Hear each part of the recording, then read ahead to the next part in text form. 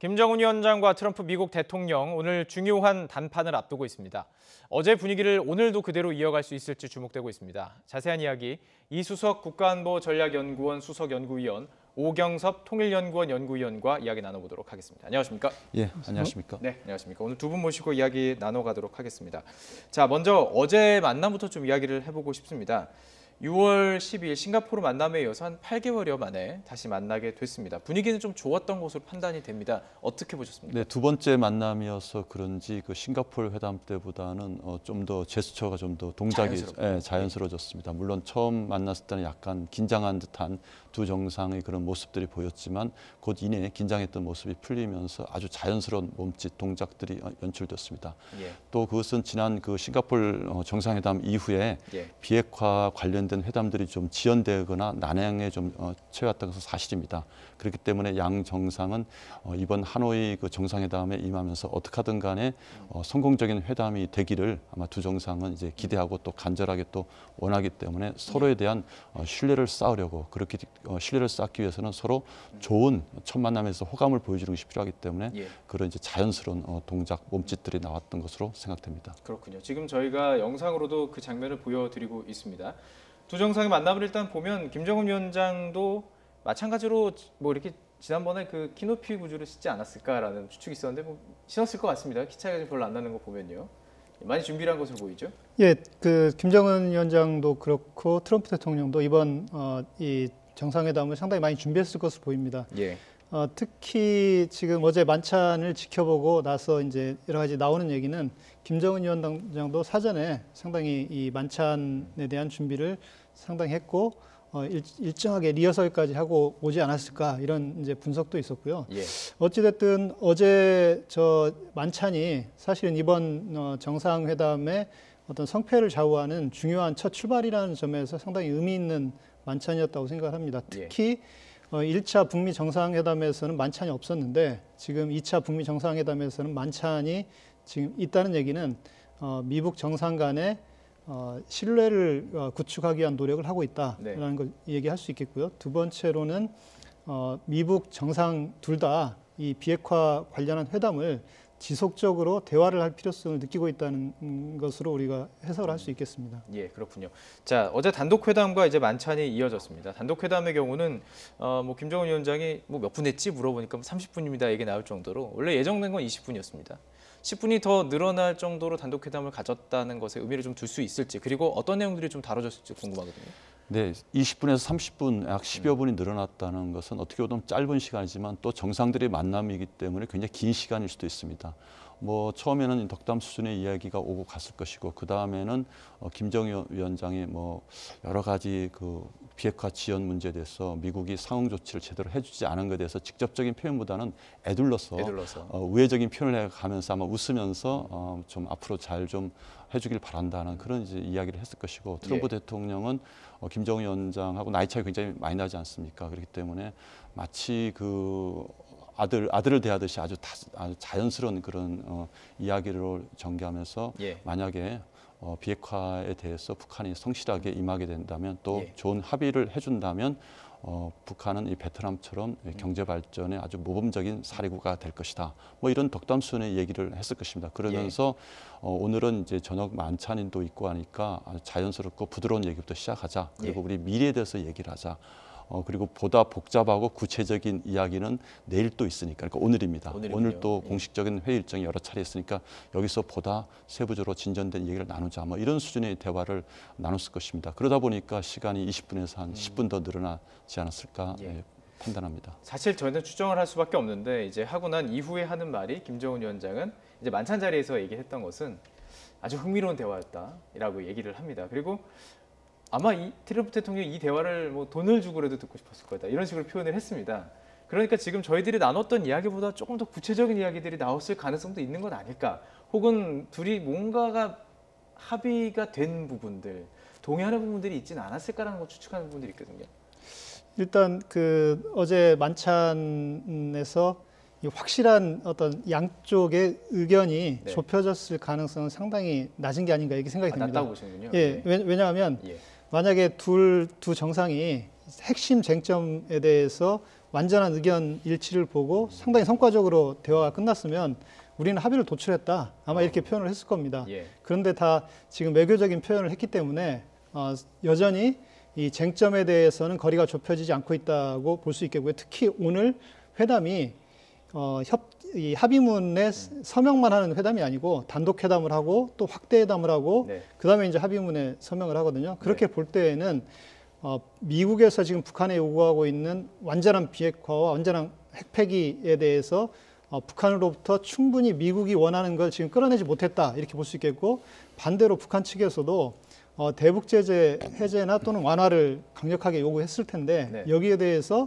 만족할 만한 대답을 미국으로부터 여전히 끌어내지 못했다 이렇게 볼 수 있습니다. 그래서 어제 만찬에서는 이 부분에 대해서 양측이 다시 정상들 간에 서로의 요구사항에 대해서 이야기하는 그런 시간이 됐을 것으로 봅니다. 예. 트럼프 대통령이 만찬 이후에도 트위터를 남겼습니다. 뭐 좋은 대화를 했다라는 식으로 얘기했고 계속 그 대화가 이제 이어질 것이 기대된다 이런 식으로 표현을 했기 때문에 지금 오 박사님께서 정리해 주신 그런 부분들에 대해서 동의할 수 있는 부분들이 있죠. 그러니까 합의가 끝났다면 오늘 대화에 대해서 얘기를 할 필요가 없는 거 아니겠습니까? 네, 맞습니다. 예. 뭐 트럼프 대통령이나 이제 김정은 위원장은 앞으로 좋은 회담 결과가 있을 것이다, 좋아질 것이다. 네. 계속 이런 이제 표현을 한다는 것은 아직까지는 구체적으로 결실이 있는 합의를 하지 않았다는 의미일 수가 있습니다. 물론 이제 쟁점들이 여러 가지가 있는데 예. 그것은 실무선에서는 이 개략적이고 이제 큰 틀에서는 이제 합의했지만 아주 중요한 결정적인 그 한두 가지는 이제 최고 지도자의 결심 사항입니다. 특히 예. 북한의 그 핵 문제는 그 북한의 김영철 부위원장이라든가 이용호 외무상 같은 사람들이 최종적으로 결정할 수 없는 그런 사안입니다. 그렇죠. 최고 지도자가 예. 마지막으로 사인을 하고 결심을 해야 되는 상황인데 아마 그 문제에서 아직까지는 최종적으로 합의가 되지 않았다라고 이제 저는 그렇게 보여집니다. 예. 그 비핵화 의제에 대해서는 조금 뒤에 좀 더 자세히 다뤄보도록 하고요. 어제 만찬을 조금 더 분석해 보도록 하겠습니다. 일단 만찬 자리를 보면은 자리가 일단 달라졌습니다. 전에는 이제 싱가포르 회담 때는 마주보는 자리였고 바로 옆으로 두고 이제 앉게 됐습니다. 그리고 한 가지 주목되는 점은 김여정 제1부부장의 모습이 보이지 않았습니다. 예상됐던 것과 좀 달랐습니다. 예, 예상대로라면 아마 김여정 부부장이 가장 중요한 이 회담들에는 항상 배석을 하곤 했는데 네. 이번에는 리용호 외무상이 배석을 했습니다.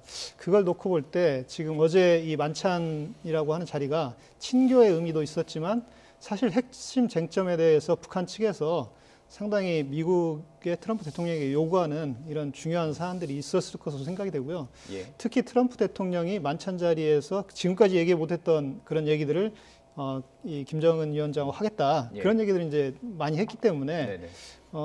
그렇다면 이 만찬 자리에서도 돌발적인 여러 가지 사항들의 질문이 있을 수 있기 때문에 예. 예. 그런 점에서 실무를 총괄하고 있는 예. 이용호 외무상이 이 만찬 자리에 배석한 게 아닌가 이렇게 생각이 됩니다. 그러면 예. 실무적 성격도 상당히 강하게 띄고 있는 만찬이었다 이렇게 볼 수도 있습니다. 지금 김여정 제1부부장은 역할이 뭐 노동당의 그 어떤 선전 비서관 역할을 하면서도 중요한 것이 좀 약간 비서실장 같은 역할을 하는 거고 보통 선전선동부 제1부부장으로서 김정은 위원장의 모든 대외 활동, 홍보 활동, 선전 활동을 총괄하고 있는 한편 예. 북한에서는 우리 같으면 청와대 비서실의 역할을 당 서기실에서 하고 있는데 예. 서기실장과 같은 역할도 하고 있다고 볼 수 있습니다. 근데 이용호 외무상 같은 경우는 이제 외교 이제 장관으로 보면 되는 거죠. 예, 외무상은 이용호 외무상은 오랜 그 외무성의 정통 관료입니다. 예. 근데 이번에 그 이용호 외무상이 배석자 명단에 들어가고 만찬에 참석한 것은 제 생각에는 미국 측으로서도 어떻게 보면 허를 찔리는 어떤 참석자가 아닌가 그런 생각이 듭니다.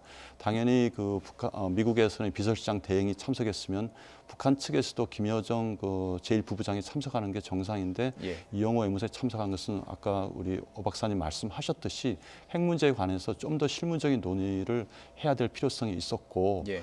또 북한으로서는 이용호 외무상이 참석함으로써 미국 측에다가 더 비핵화에 관련된 그 비핵화 이행에 따른 상응 조치를 예. 더 많이 요구하기 위한 것인데 예. 이용호 외무상은 그 북한 외무성 내에서 핵 군축 전문가입니다. 그래서 이 과장 시절부터 미국에서 영어 원서를 들여갖고 막 핵 군축이라든가 핵 사례들을 굉장히 열심히 연구해서 당시 그 북한 외무성에서는 제1급 노론자위가 미국이라든가 중국이라든가 외화를 많이 벌 수 있는 이런 자리인데 왜 이용호 너는 이제 과장 시절부터 예. 왜 이런 걸 연구하느냐? 예, 당시 이제 한 80년대 90년대는 핵 군축이 별로 관심이 없던 시절이었어요. 예. 그때 이용호 당시 과장 부국장이었는데 앞으로 핵 문제가 우리 북한에서 대외 문제에서 큰 역할을 할 것이다. 이런 말을 하고 공부를 했다고 합니다. 그렇기 때문에 김정일 국방위원장 시절에도 예. 이용호 외무상 당시 부국장, 국장 이랬는데 이용호 그 관리가 아주 북한에서는 실세 외교 라인의 한 사람이었습니다. 그렇기 때문에 예. 이번에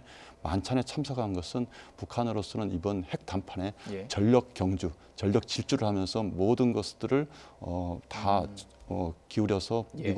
미국으로부터 상응되는 비핵화 이행에 따른 상응되는 조치를 받아내기 위한 전략적인 차원에서 예. 이용호 외무상이 참석했다고 생각됩니다. 이게 뭐 미국 측의 요청이었다라는 뭐 지금 보도도 있고 뭐 지금 북한에서 지금 전략적으로 들어갔을 가능성도 있습니다. 근데 가장 중요한 것은 이 군축이라든지 어떤 핵 관련된 이 부분들을 계속 담당했던 이용호 지금 부상이 들어갔다라는 부분 아니겠습니까?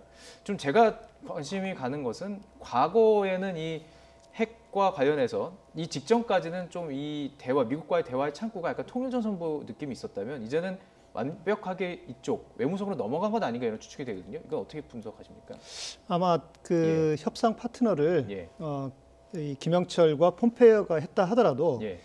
핵 문제와 관련된 협상의 기본 전략과 내용은 외무성에서 실제로 다 준비를 했을 것으로 봅니다. 예. 그래서 외부에 드러나 있지 않았다 뿐이지 이 핵 협상을 실제 주도한 건 외무성 관료들이고 그랬군요. 특히 이용호 외무상이 거기서 상당히 중심적 역할을 했을 것으로 이렇게 생각이 됩니다. 예. 자, 그렇다면 의제에 대해서 분명히 핵 비핵화 관련된 의제에 대해서 얘기를 나눴을 가능성이 높다는 추측이 나올 것인데요. 이제 좀 집중적으로 얘기를 좀 해보도록 하겠습니다. 과연 어느 부분에 대해서 이견이 좀 있었을지, 어느 부분에 대해서 합의가 됐을지, 그렇기 때문에 만찬 자리 이용호 부상이 왔을까 이런 게 궁금하거든요. 어디까지 지금 합의가 이루어졌고 합의는 어느 부분이 좀 어려움을 겪고 있을 것이 보시는지. 일단은 뭐 합의가 된 부분은 이제 북미 관계 수립 정상화 관련 부분은 이제 쉽게 합의가 되지 않았을까. 그것이 네. 이제 종전 선언 혹은 이제 평화 선언이 되면서 북미 간에 그 정도는 합의되었고 그 네. 이후에 북미 관계를 수립하기 위한 여러 가지 조치들은 합의되었으리라고 봅니다. 그래서 이용호 외무상이 참석한 또 하나의 이유는 북미 정상회담 이후에 북미 관계가 뭐 연락사무소 수립이라든가 각종 외교 관계를 처리할 그런 필요가 있기 때문에 이용호 외무상이 또 참석했다고 보는데 예. 그렇기 때문에 이런 문제, 그 종전 선언 혹은 평화 선언의 문제에 관련돼서는 합의가 되었다고 보고 예. 지금 합의가 되기가 굉장히 곤란한 부분은 역시 영변의 그 핵 폐기 문제라고 볼 수 있습니다. 과연 예.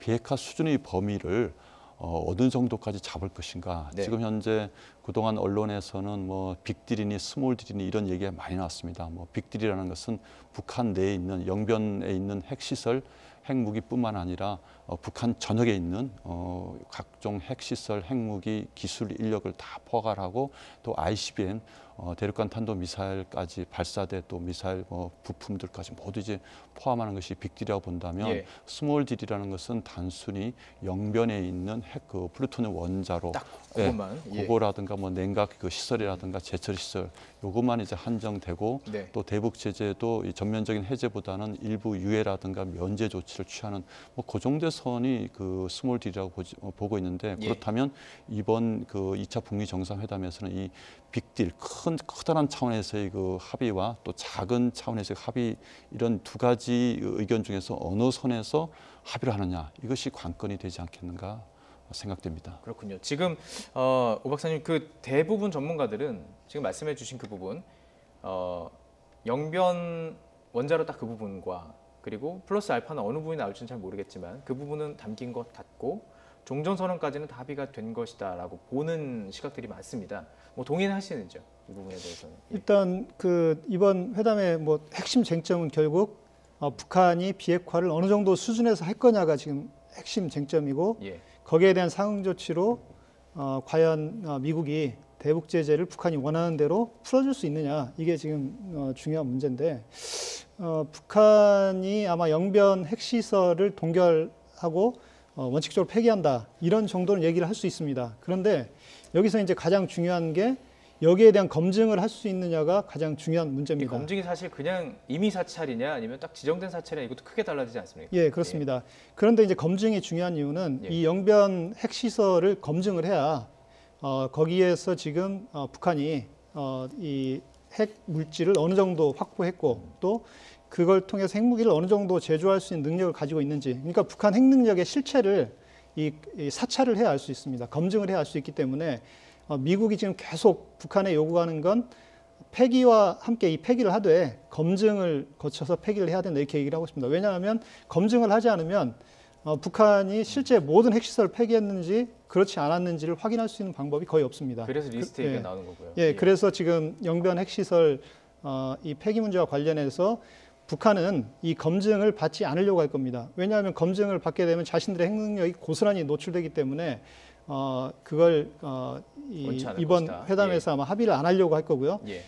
반면에 이제 그러면서 거기를 동결하고 폐기한다고 한 대신 미국으로부터 대북 제재 완화 또는 해제를 강력하게 요구할 겁니다. 예. 근데 여기에서 지금 미국 입장은 북한이 이 영변 핵시설을 폐기는 물론이고 거기에 지금 북한 어디엔가 은닉돼 있는 것으로 예상되는 농축 우라늄 시설, 우라늄 녹축 녹시설 시설. 예. 그리고 그 외 기타 핵시설, 핵무기, 핵물질 이런 걸 완전히 폐기한다는 약속을 해라. 그리고 거기에 대한 신고를 하고 어느 정도 기간에 어떤 절차를 거쳐서 이걸 폐기할 것인지 약속을 해라. 네. 이걸 요구하고 있습니다. 그래야 대북 제재를 해제할 수 있다. 지금 이렇게 얘기하고 있기 때문에 그 점에서 서로 양측 간에 지금 합의가 이루어지지 않는 게 아닌가 이렇게 생각이 듭니다. 그렇군요.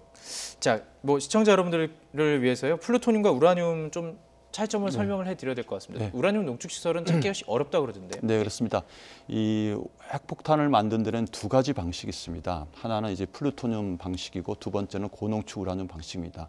이 플루토늄 탄을 만들기 위해서는 먼저 원자로가 있어야 됩니다. 그래서 원자로가 가동되어서 그게 거기서 연결해 나온 있는 찌꺼기, 거고. 예, 예. 그렇습니다. 그게 나온 이제 핵 폐기물이 있습니다. 핵 연료봉이라는데 그 핵 연료봉을 사용한 다음에 사용 후 핵 연료가 나옵니다. 그것을 보통 우리 핵 찌꺼기, 핵 폐기물이라고 하는데 그거를 재처리 시설, 방사 화학 실험실 같은 재처리 실에서 다시 가동을 해서 이제 플루토늄 탄을 만듭니다. 지금 북한에서는 그동안 그 소련이 60년대에 그 제공했던 IRT-2000이라는 그 실험용 원자로가 있었고 또 79년도에 만들어진 그 설립한 5메가와트 원자로가 있습니다. 이 두 개가 지금까지 가동하면서 약 플루토늄 50kg을 추출해서 네. 핵폭탄을 이제 만들었습니다. 이 두 번째 방식은 고농축 우라늄인데 예.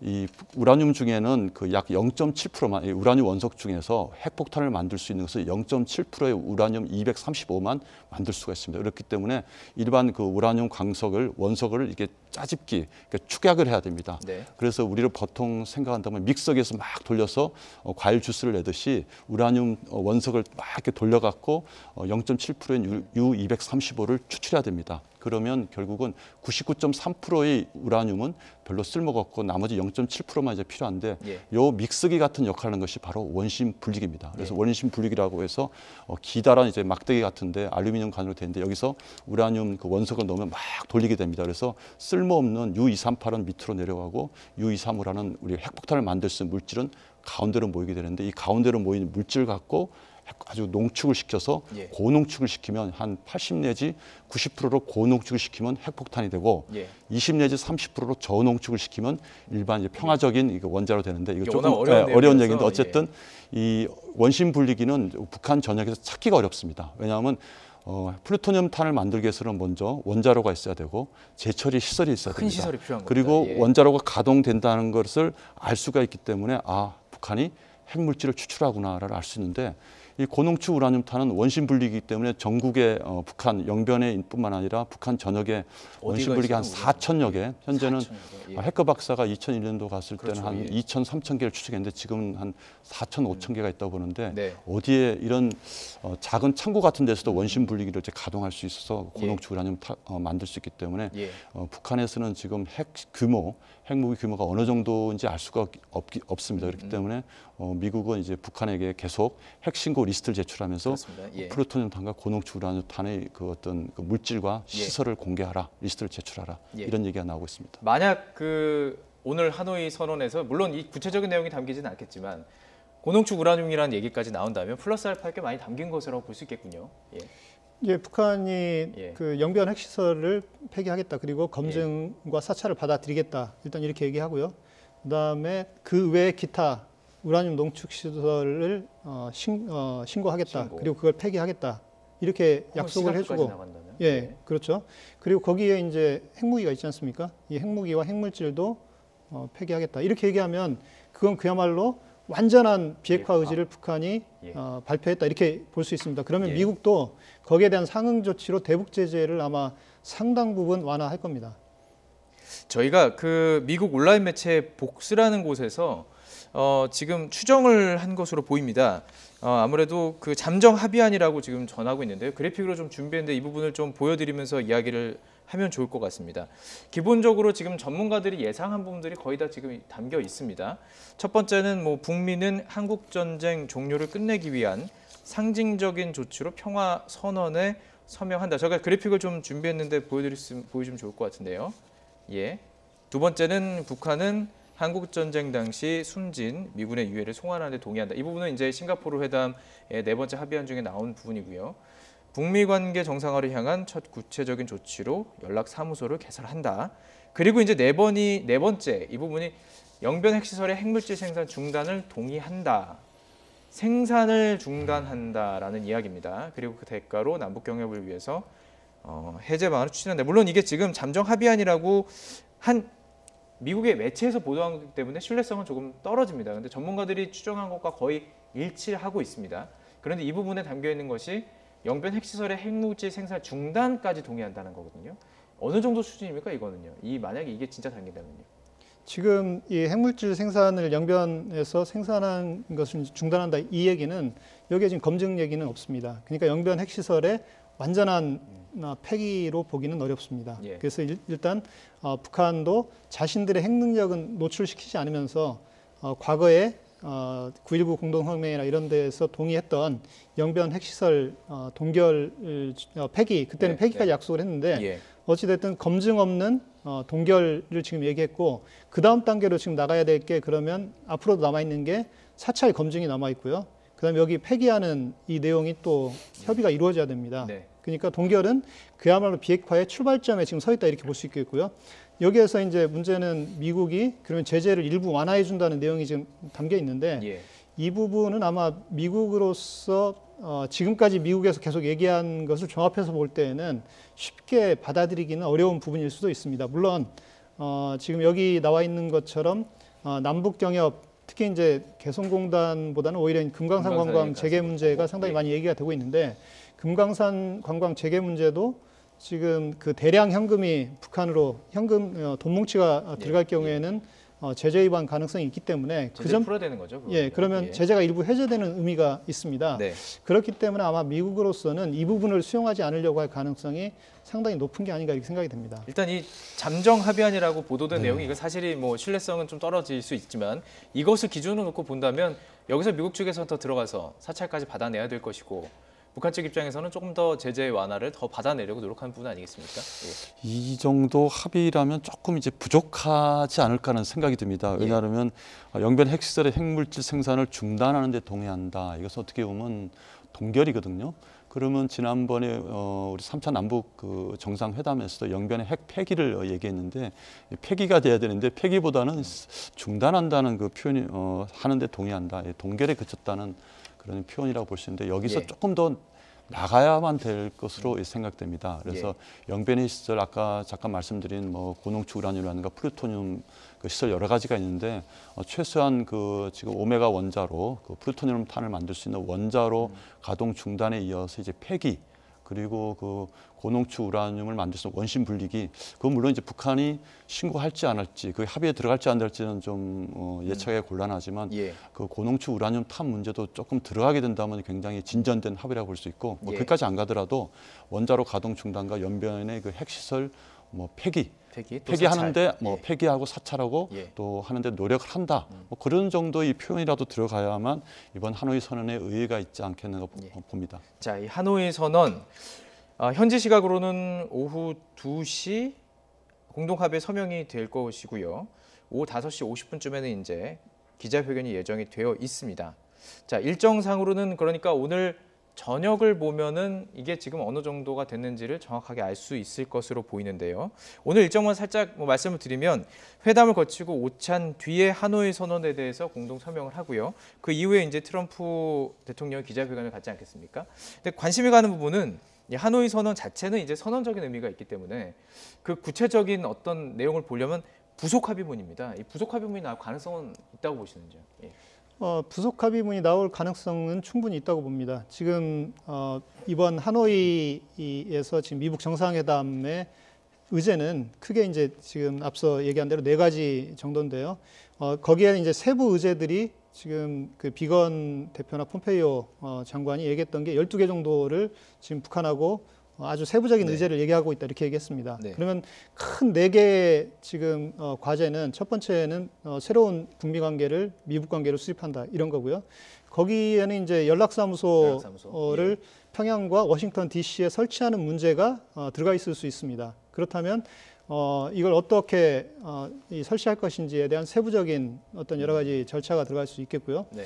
그 다음에 이제 그 두 번째로 중요한 게 평화 체제를 구축한다는 겁니다. 이 평화 체제 구축과 관련해서는 일단 종전 선언을 해야 되고 그리고 이제 최종적으로 핵폐기가 이루어지면 국교 수립 그러니까 대사관 서로 외교 공관을 이제 설립하는 문제로 갈 텐데 네. 지금 단계에서는 이제 종전 선언 문제가 다뤄질 가능성이 있습니다. 이 종전 선언 문제는 미북 간의 서로 적대 관계를 청산하고 앞으로 침략하지 않고 이 6.25 전쟁은 완전히 끝났고 평화적인 관계를 만들어 가기 위해서 노력하겠다. 예. 그래서 평화협정을 시작할 수 있는 그 어떤 단초를 마련하는 정도의 합의를 할 수 있습니다. 네. 그래서 그런 내용이 담길 수 있고요. 특히 이제 세 번째가 이제 비핵화 문제인데 이 비핵화 문제는 만약에 영변 핵시설을 폐기한다는 내용이 합의가 될 경우에는 그걸 어떤 식으로 할 것인지에 대한 상당히 자세한 그런 내용들이 여러 가지 부속 합의문에 담길 가능성이 있고요. 예. 지금 동결 정도로 하더라도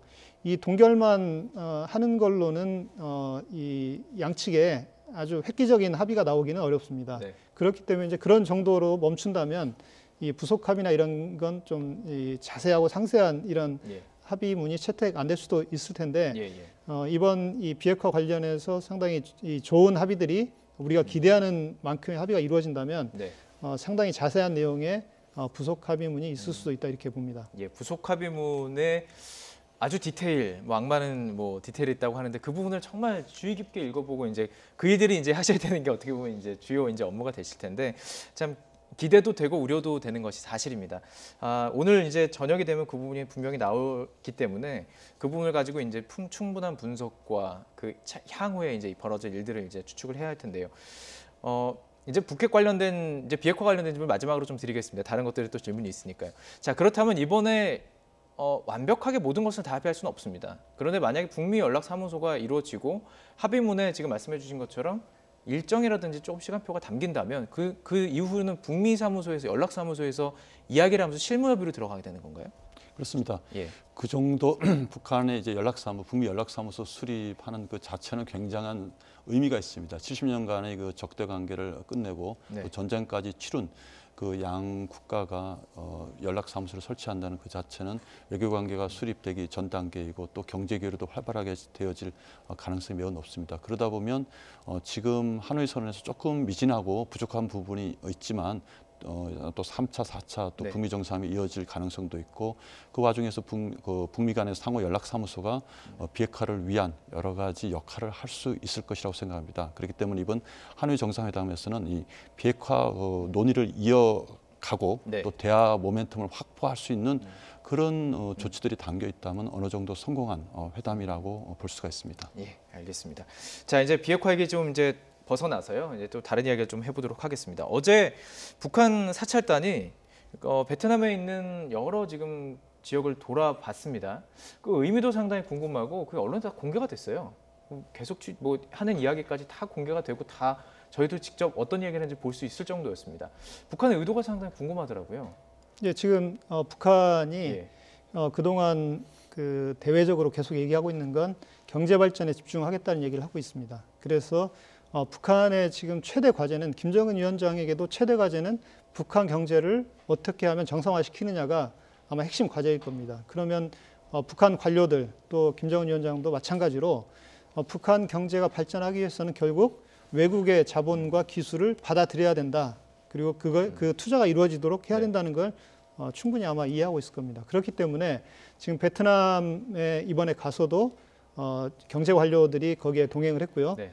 이제 그 현지에 가서 시찰을 관광지도 시찰하고 그렇습니다. 또 경제 시설도 시찰을 하고 있는데 그 얘기는 베트남 경제 발전에서 뭔가 북한도 배우겠다는 강한 의지를 지금 표현하고 있다 이렇게 볼 수 있습니다. 예. 특히 이번 이 베트남 방문에서 김정은 위원장도 이 3월 1일, 2일까지 이제 있으면서 아마 베트남 산업 시설을 또 시찰할 가능성도 있습니다. 네, 네. 그렇기 때문에 현재로서는 이 북한이 이 베트남의 어떤 경제 시찰을 하고 이런 건 상당히 좋은 신호다 이렇게 볼 수 있겠습니다. 그 보통 이제 취재 기자들이 이런 데서 먼저 북한이 김정은이 어디 갈지 모르기 때문에 사찰단이 가는 곳을 보고 김정은 위원장이 움직이는 걸 추측을 합니다. 사찰단이 지금 하룽베이라든지 지금 그 뭐 관광시설이든지 다 갔습니다. 산업시설을.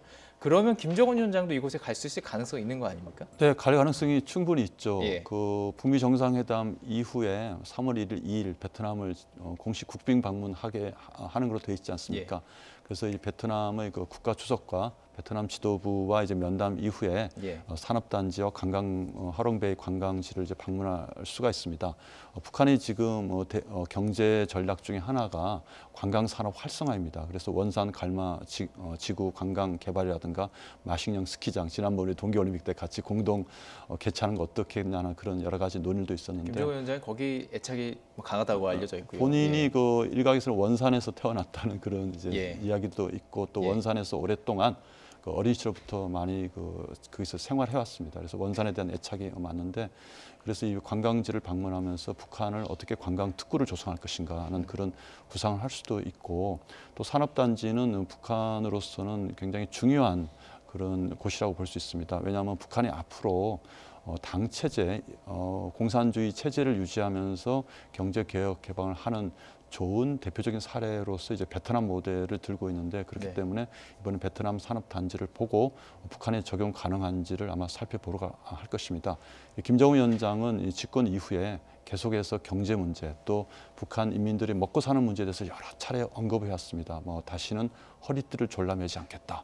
또 내가 너무 능력이 없어서 인민들을 좀 못 먹여 살린다는 그런 비슷한 표현을 한 적이 여러 차례 있기 때문에 네. 민생 경제에 많은 관심을 갖고 있다는 애민 지도자 이미지를 구축하고 있는데 이번에 베트남에서도 역시 산업단지를 시찰하고 또 관광지를 견학 다니면서 결국은 앞으로 북한의 미래 경제 전략을 구상을 다듬는 그런 계기로 삼을 것으로 보입니다. 예.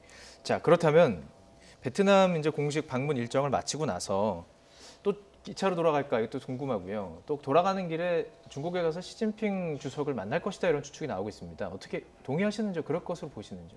일단 기차로 왔기 때문에 기차로 갈 가능성이 뭐 높은 것 같습니다. 그리고 이제 두 번째로는 돌아가는 과정에 시진핑 주석을 아마 만날 가능성도 상당히 높다고 봅니다. 왜냐하면 북한으로서는 지금 미국 어떤 대화가 이번에 만족할 만큼 되든 또 만족할 만큼 진행되지 않더라도 북한 입장으로서는 중국과의 관계가 굉장히 중요합니다. 그러니까 이 북한이 핵을 설사 폐기한다 하더라도 자신들의 어떤 안보를 위해서는 중국과 긴밀한 관계를 맺을 필요가 있습니다. 예. 또 지금 경제 상황이나 여러 가지 놓고 볼 때에도 중국의 협력이 절대적입니다. 그런 여러 가지 이 면을 종합해서 볼 때 중국 쪽에서 이번에 이 가는 길에 네. 정상회담을 했으면 좋겠다 이렇게 요청을 한다면 예. 아마 북한에서 이 중국에 들러서 시진핑 주석과 정상회담을 할 가능성이 상당히 높다 이렇게 볼 수 있겠습니다. 그렇군요. 자, 그렇다면 이제 뭐 마지막으로 뭐 이 부분만 더 짚어보도록 하겠습니다. 트럼프 대통령도 트위터에서 뭐 러시아, 중국, 남한, 일본 등 다 아주 뭐 북한의 비핵화를 도울 것이다 이런 트위터를 남기기도 했습니다. 지금 중국과도 지금 관계도 중요한 상황 아니겠습니까? 그렇다면 실제적으로 그 비핵화까지 완성되는 단계까지 이루어지긴 과정 속에서 사실은 그 육자 회담이라는 틀이 있지 않았습니까? 이 6개국이 다 함께 참여할 수 있는 가능성도 있는 거 아니겠습니까? 과거에 그 2003년부터 2008년도까지 개최되었던 육자 회담의 실패로 끝난 것은 결국 그 북한의 그 핵 성실한 핵 신고 뭐 사찰 문제인데 예. 그것이 북한이 제대로 하질 않았습니다. 또 신고를 해놓고도 외부에서 사찰단 검증하자고 했을 때 북한이 이제 반대를 해서 육자회담이 2008년 12월부로 이제 종결이 되었는데 이제 다시 육자회담 혹은 사자회담이 시작된다면 이번에는 확실한 이제 북한의 그 비핵화 문제에 대한 철저한 그 신고와 검증, 사찰 문제가 들어가야만 제대로 원활하게 돌아갈 것이라고 생각됩니다. 다만 지금 북미 정상회담이 2차례 개최되었고 또 남북 정상회담 3차례 개최되었기 때문에 분위기는 예. 과거 그 육자회담 했을 때보다는 상당히 좋습니다. 또 북한의 김정은 위원장의 비핵화 의지도 현재까지 드러난 언술적인 표현을 보더라도 그 과거보다는 의지가 강하다고 볼 수 있기 때문에 여기에 대해서 다른 뭐 러시아, 일본 또 이제 중국이 북한을 어떻게 설득하냐가 관건이고 또 김정은 위원장이 대북 제재 완화를 포함해서 각종 경제 개발 전략을 구상하면서 미국과의 그 경제 교류 또 이제 관계 정상화하는 것이 더 유리하다고 생각한다면 예. 비핵화 그 진전에 더 속도를 붙일 수가 있습니다. 그렇게 된다면 뭐 육자 회담은 2기 육자회담으로 볼 수 있는데 만약 개최된다면 예. 성공리에 뭐 시작할 수가 있다고 보여집니다. 예. 지금 6개국은 북한의 비핵화는 다 동의하는 것으로 볼 수 있을 것 같은데요. 어떻게 보십니까? 예, 6개국은 예. 모두 원칙적으로 예. 북한 비핵화에 대한 의지를 가지고 있습니다. 예. 왜냐하면 지금 유엔 안보리 대북 제재 결의에 어찌됐든 중국이나 러시아도 충실히 지금 이행을 하고 있기 때문에 그런 점에서 북한 비핵화에 대한 기본 입장을 가지고 있다 이렇게 볼 수 있겠고요. 네.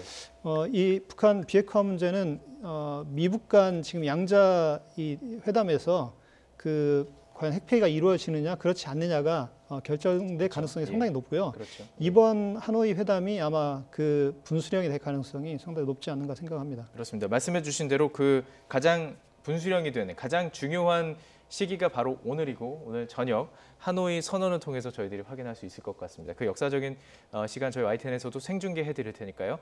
채널 고정하시고 함께 하시면 좋을 것 같습니다. 네, 오늘 자세한 이야기 이수석 국가안보전략연구원 수석연구위원, 오경섭 통일연구원 연구위원과 함께 이야기 나눠봤습니다. 말씀 고맙습니다. 네, 감사합니다.